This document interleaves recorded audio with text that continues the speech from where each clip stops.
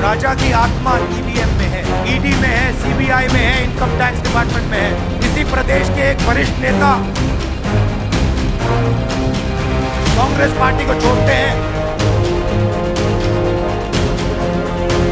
और रो के कहते हैं मुझे शर्म आ रही है।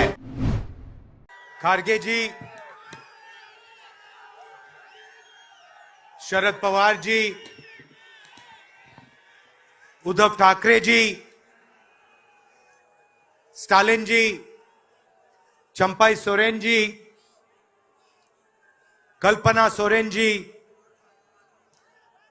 तेजस्वी यादव जी, फरूक अब्दुल्ला जी, प्रकाश अंबेडकर जी, महबूबा मुफ्ती जी, दीपंकर भट्टाचार्य जी, सैयद सादिक अली शेहब दंगल जी, स्टेज पे इंडिया अलायंस के वरिष्ठ नेता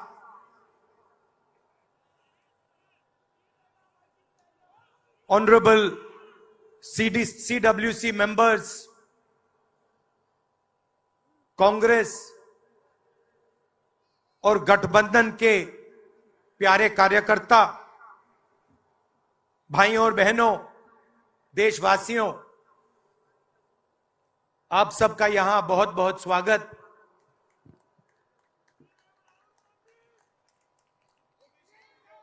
पिछले साल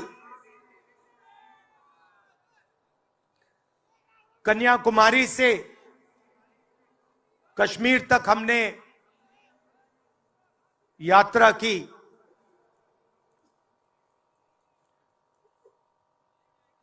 यात्रा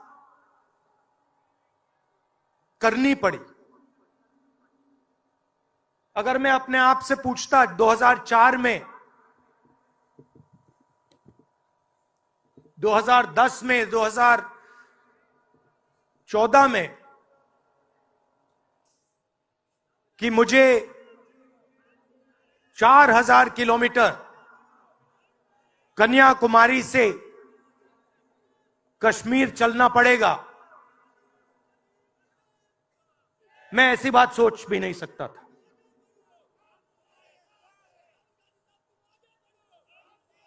ये यात्रा, शांत हो जाए, ये यात्रा हमें क्यों करनी पड़ी? क्योंकि देश का जो कम्युनिकेशन का सिस्टम है, चाहे वो मीडिया हो, सोशल मीडिया हो, वो आज देश के हाथ में नहीं है। जनता के जो मुद्दे हैं, बेरोजगारी, हिंसा, नफरत, महंगाई, किसानों के मुद्दे, अग्निवीर के मुद्दे, जवानों के मुद्दे, वो मुद्दे आपको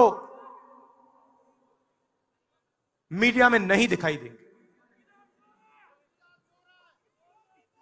तो हमने ये यात्रा करनी पड़ी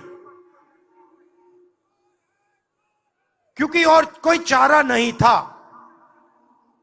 देश के ध्यान को पकड़ने के लिए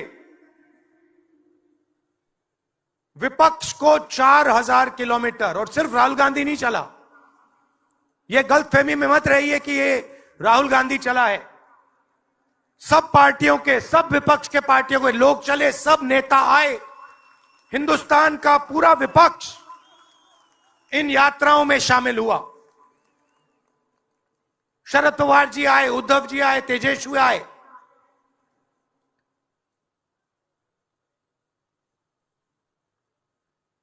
सोशल मीडिया में भी आप गलतफहमी में मत रहिए। किसी ने कहा कि सोशल मीडिया एक रास्ता है, सोशल मीडिया रास्ता नहीं है। उस पर भी कंट्रोल है। अमेरिका की कंपनियों पर दबाव है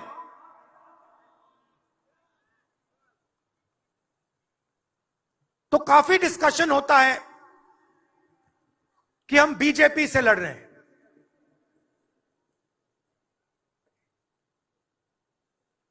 लोग सोचते हैं कि हम सब एक राजनीतिक दल के खिलाफ लड़ रहे हैं। देश भी सोचता है कि ये जो नेता स्टेज पे बैठे हैं अलग अलग पॉलिटिकल पार्टी से हैं, ये एक राजनीतिक पार्टी से लड़ रहे हैं। ये सच नहीं है, ये गलत है। हम राजनीतिक पार्टी से नहीं लड़ रहे हैं और यह समझने की जरूरत है। हिंदुस्तान के युवाओं को यह बात समझनी होगी। कोई और कहता है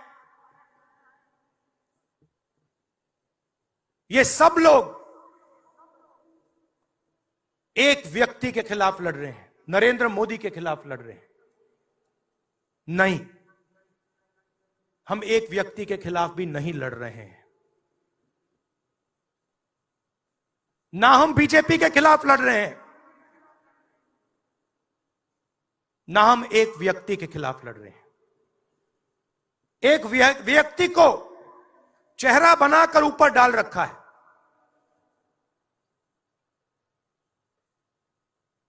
हिंदू धर्म में शक्ति शब्द होता है। हम शक्ति से लड़ रहे हैं, एक शक्ति से लड़ रहे हैं। अब सवाल उठता है वो शक्ति क्या है? जैसे किसी ने यहां कहा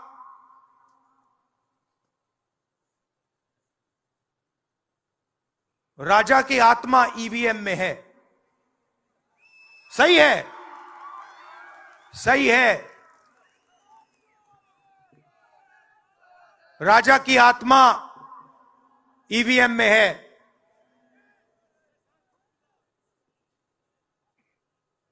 हिंदुस्तान की हर संस्था में है, ईडी में है, सीबीआई में है, इनकम टैक्स डिपार्टमेंट में है। एक वरिष्ठ नेता, नाम नहीं लेना चाहता हूं, इसी प्रदेश के एक वरिष्ठ नेता कांग्रेस पार्टी को छोड़ते हैं और रो के कहते हैं, मेरी मां से रो के कहते हैं कि सोनिया जी मुझे शर्म आ रही है, मेरे में इन लोगों से, इस शक्ति से लड़ने की हिम्मत नहीं है, मैं जेल नहीं जाना चाहता हूं। और ये एक नहीं है, ऐसे हजारों लोग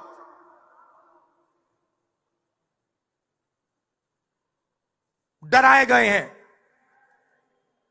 क्या आप सोचते हो शिवसेना के लोग, एनसी के लोग ऐसे ही चले गए? नहीं, जिस शक्ति की मैं बात कर रहा हूं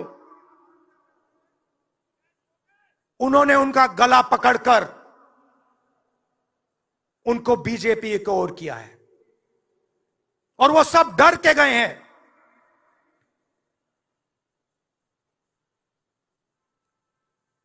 4000 किलोमीटर चला, उसके बाद 6000 किलोमीटर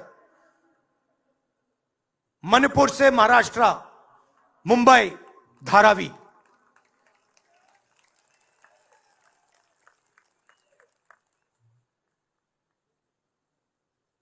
क्या मैंने देखा, क्या सुना, मैं आपको समझा नहीं सकता,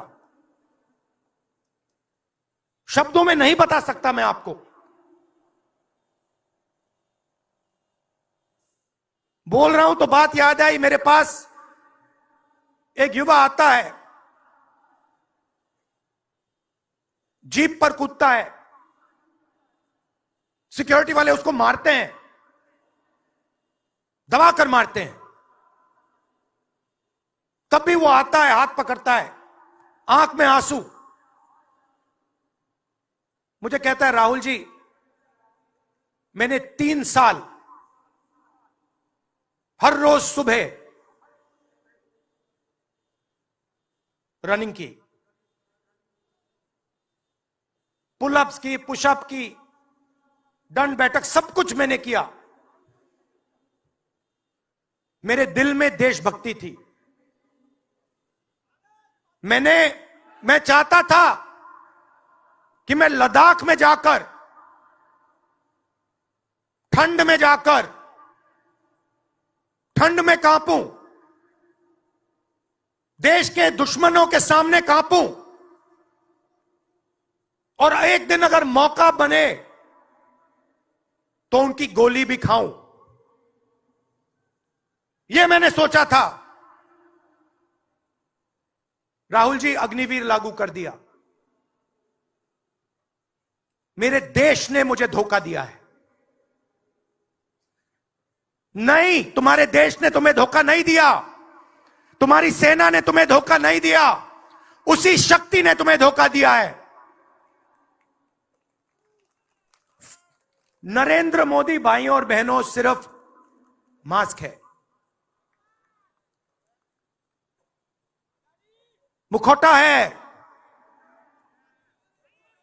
जैसे ये बॉलीवुड के एक्टर हैं, उनको रोल दिया गया है कि भैया आज सुबह आपको यह करना है, कल आपको यह बोलना है, परसों आप यह करोगे, सुबह उठ के समुद्र के नीचे जाओ, चलो सी प्लेन में उड़ो। 56 इंच की छाती नहीं है, खोखला व्यक्ति है।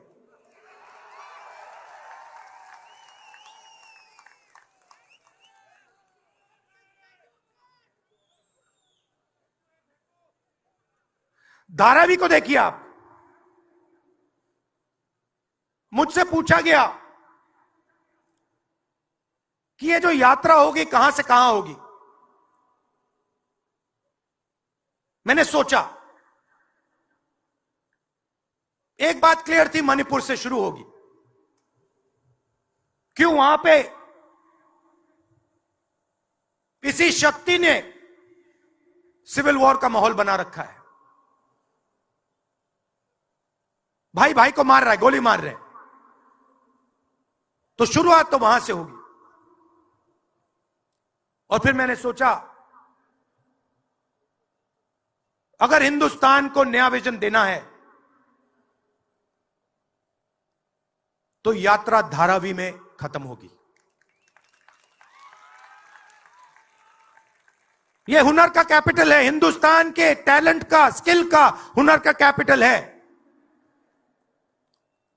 और इनको यहीं से, मुंबई से, इनके घरों से वही शक्ति इनको उठाकर बाहर फेंक रही है।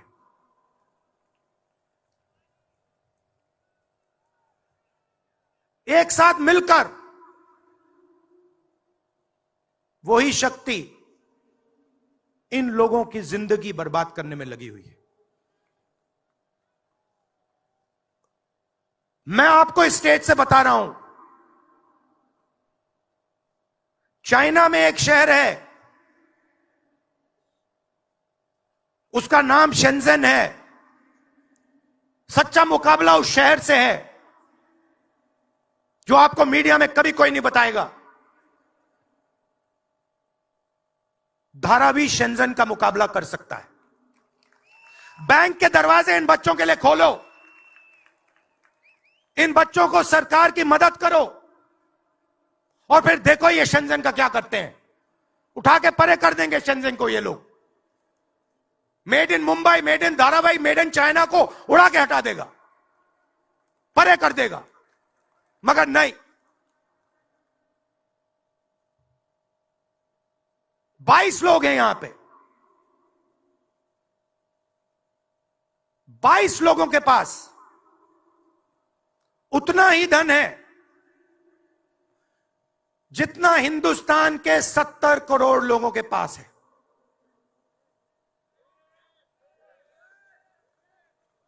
हिंदुस्तान में इंटरनेशनल एयरपोर्ट खुलवाने के लिए साल लग जाते हैं। 10 दिन में शादी के लिए इंटरनेशनल एयरपोर्ट खुल जाता है। वो ठीक है, कोई बड़ी बात नहीं है। अगर 10 दिन में शादी के लिए खुल जाता है वो ठीक है, करना है करो, मगर बाकी हिंदुस्तान में भी तो खोलो, बाकी प्रदेशों में खोलो। इन्होंने क्या गलती की है?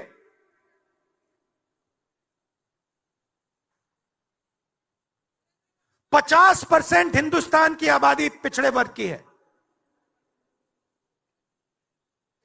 15% दलित, 8% आदिवासी, 15% माइनॉरिटी, 5% 7% गरीब जनरल कास्ट के लोग। मीडिया के मालिकों की लिस्ट निकालिए, नाम दिखा दीजिए मुझे। दलित का नाम दिखा दो, आदिवासी का नाम दिखा दो, पिछड़े का नाम दिखा दो लिस्ट में। एक नहीं मिलेगा आपको। मैं ढूंढ रहा हूं, महीनों से ढूंढ रहा हूं।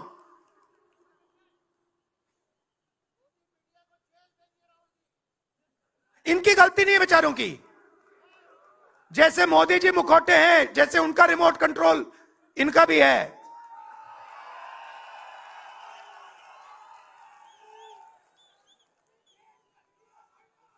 मीडिया में कोई नहीं। हिंदुस्तान की सबसे 200 बड़ी कंपनियों की लिस्ट निकालिए, मालिकों की लिस्ट निकालिए। गरीब जनरल कास्ट का व्यक्ति का नाम बता दो मुझे, दलित का, पिछड़े का, किसी भी गरीब व्यक्ति का नाम बता दो, किसी भी पिछड़े का नाम बता दो 200 कंपनियों के मालिक की लिस्ट में। नहीं मिलेगा। 90 अफसर इस देश को चलाते हैं। मैंने सिस्टम अंदर से देखा है, मैं समझता हूं सिस्टम को, इसलिए मोदी जी मुझसे डरते हैं। सब कुछ देखा है मैंने, सब समझता हूं। मैं अंदर बैठता था उसमें, सालों में अंदर बैठा हूं। कोई नहीं छुप सकता मुझसे, और मुझे दबा भी नहीं सकते हैं। मोदी जी को दबा सकते हैं तो 90 लोग हैं, उसमें 3 पिछड़े हैं, 3 दलित, 1 आदिवासी। फर्स्ट जनरेशन गरीब जनरल कास्ट का मुझे दिखा दो, उसमें एक नहीं मिलेगा। बजट में 100 रुपए खर्च होते हैं,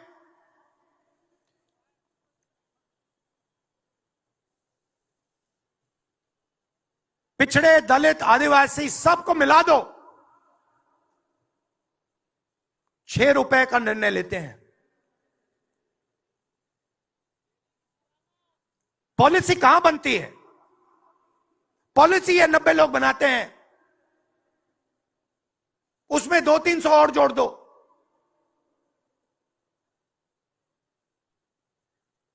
उसमें 50-60 अरबपति जोड़ दो।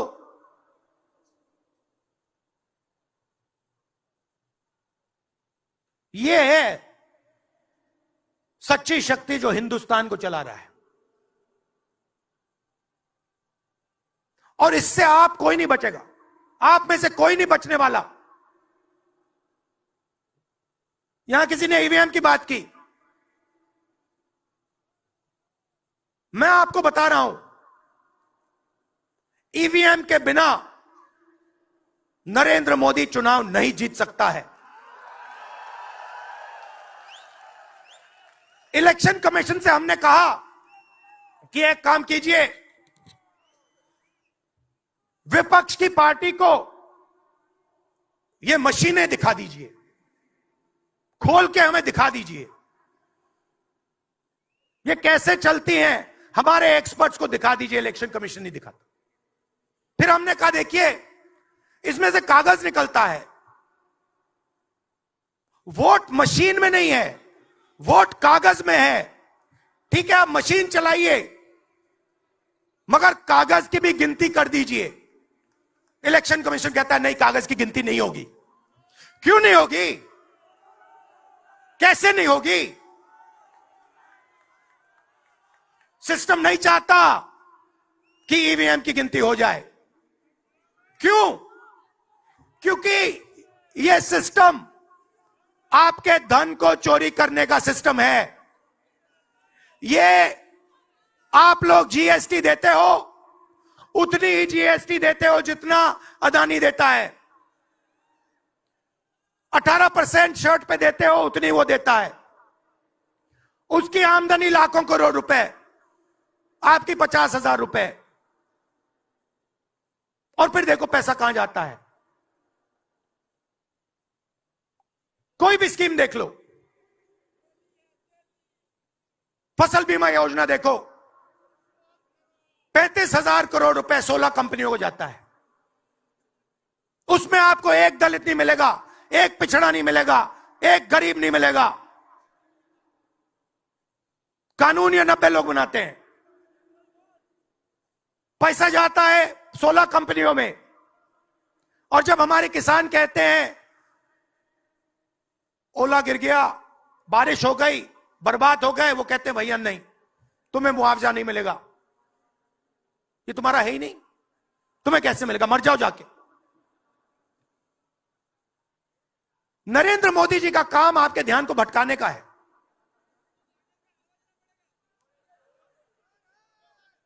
कभी आपसे कहेंगे देखो देखो चाइना की ओर देखो, पाकिस्तान की ओर देखो। कभी मोबाइल फोन की लाइट ऑन कर देंगे, थाली बजाओ।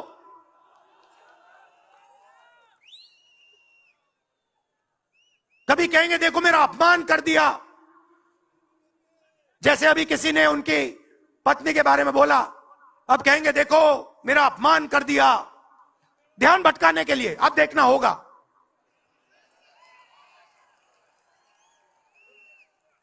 मगर यात्रा में यह सब साफ दिख जाता है, दर्द दिख जाता है, दुख दिख जाता है।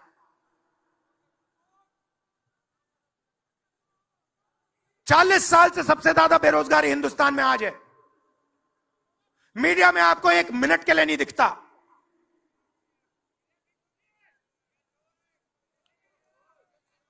मोबाइल फोन आप देखते हो, चाइना का मोबाइल फोन, शर्ट खरीदते हो चाइना की शर्ट, जूते खरीदते हो चाइना के जूते।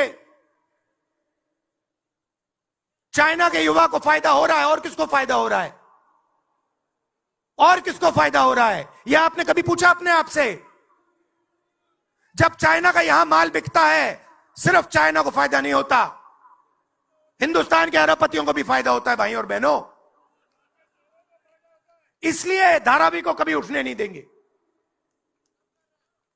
इसलिए धारावी को यह सरकार कभी सपोर्ट नहीं दे सकती।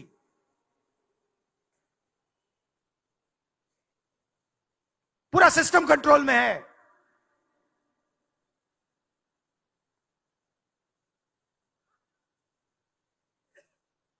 जब इनकी पहले सरकार आई, मैं आपको दिल की बात बताता हूं, पहले इनकी सरकार आई, अरुण जेटली मेरे पास आते हैं,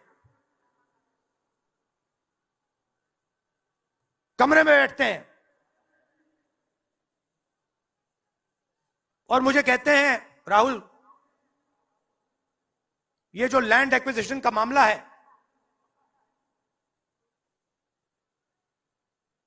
तुम इस पर मत बोलो। क्यों नहीं बोलूं? जनता का मामला है।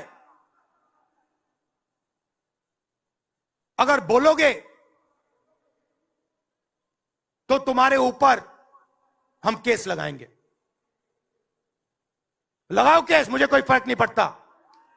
क्या कर लोगे मेरा? ईडी वाले आए, 50 घंटे बैठा दिया।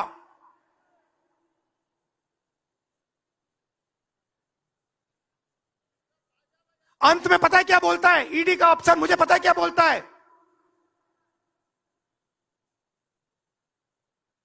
कहता है राहुल जी आप किसी से नहीं डरते हो, आप नरेंद्र मोदी को हरा सकते हो।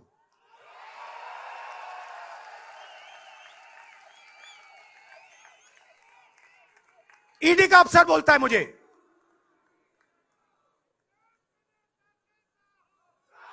मगर मैं राहुल गांधी नहीं हूं। आप ये मत सोचो कि मैं राहुल गांधी हूं, आप ये मत सोचो कि उद्धव ठाकरे हैं। ये नहीं है, ये हिंदुस्तान की आवाज है। आप देखिए हर प्रदेश से यहां लोग बैठे हैं, हर व्यक्ति ने अपनी यहां बात रखी। स्टालिन जी ने अपनी बात रखी, सोरेन जी ने अपनी बात रखी। ये हिंदुस्तान बोल रहा है। नरेंद्र मोदी जी की मीटिंग देखिए, वहां सिर्फ एक व्यक्ति बोलता है।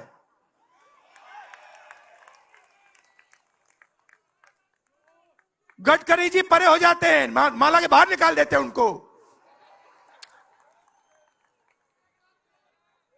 इसलिए हमने इसको इंडिया गठबंधन नाम दिया है। ये हिंदुस्तान की रक्षा कर रहा है। ये सब लोग डरे नहीं हैं, ये सब लोग उसी सिस्टम का मुकाबला कर रहे हैं। आज नरेंद्र मोदी के पास भ्रष्टाचार की मोनोपोली है।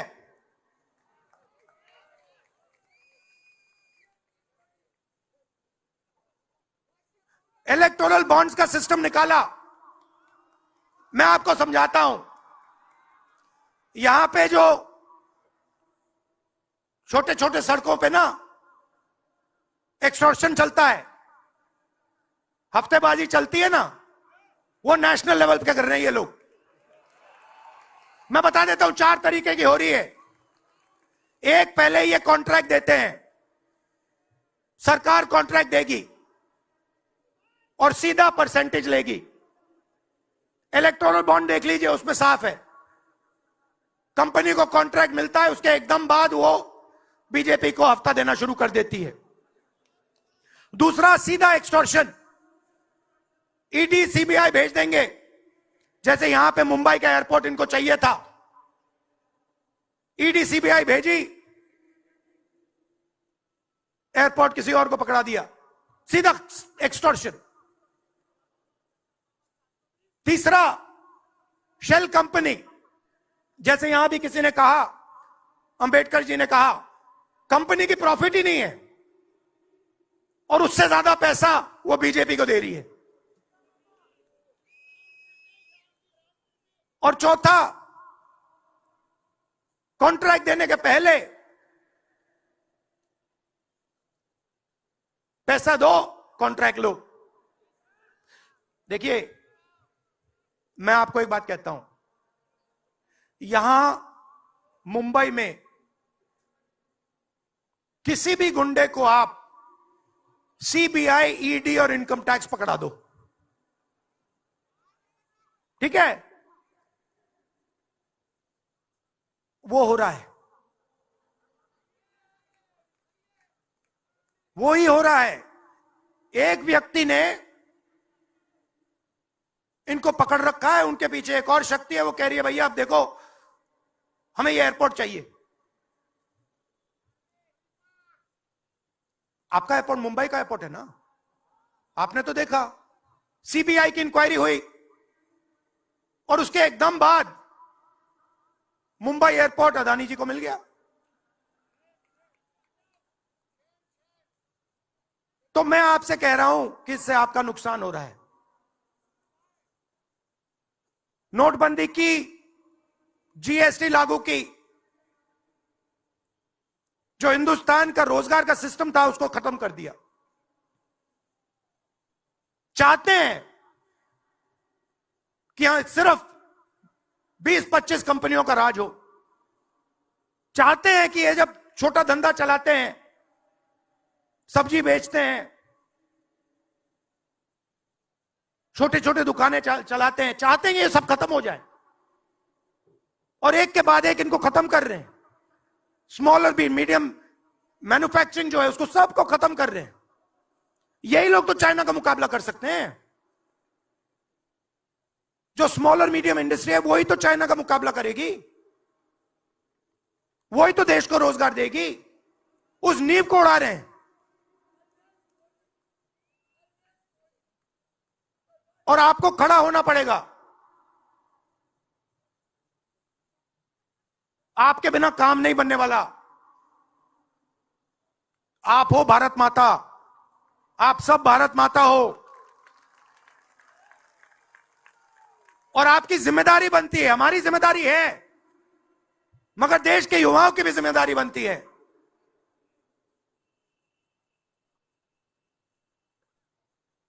पूरा देश अग्निवीर के खिलाफ है।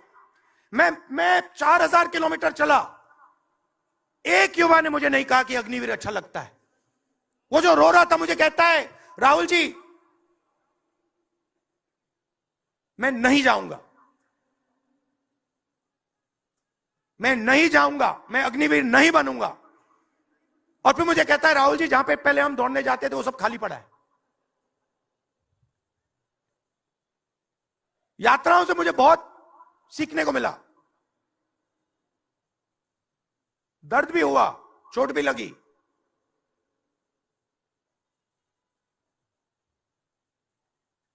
मगर जो प्यार मिला,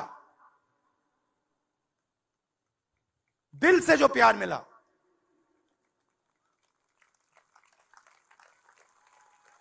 वो उसका कोई मुकाबला ही नहीं है। मैं कह नहीं, बता ही नहीं, समझा नहीं सकता आपको। और जो भी आप मुझसे करवाना चाहो, जहां भी आप मुझे बुलाना चाहो, मैं आपके लिए और इस देश के लिए हाजिर हूं। यह नफरत का देश नहीं है, यह मोहब्बत का देश है। नफरत जानबूझ के फैलाई जा रही है। नफरत इसलिए फैलाई जा रही है कि आप अपना ध्यान इधर उधर करो और आपके जेब में से आपका पैसा लूटा जाए, छीना जाए।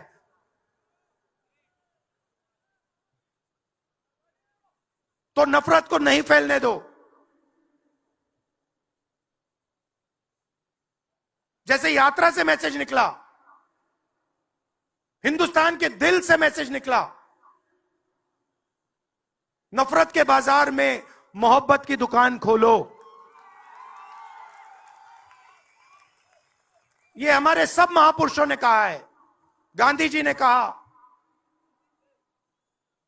बुद्ध भगवान ने कहा, राम जी ने कहा, यही कहा। अगर राम का, बुद्धा का एक ही मैसेज है, नफरत के बाजार में मोहब्बत की दुकान खोलो। धन्यवाद।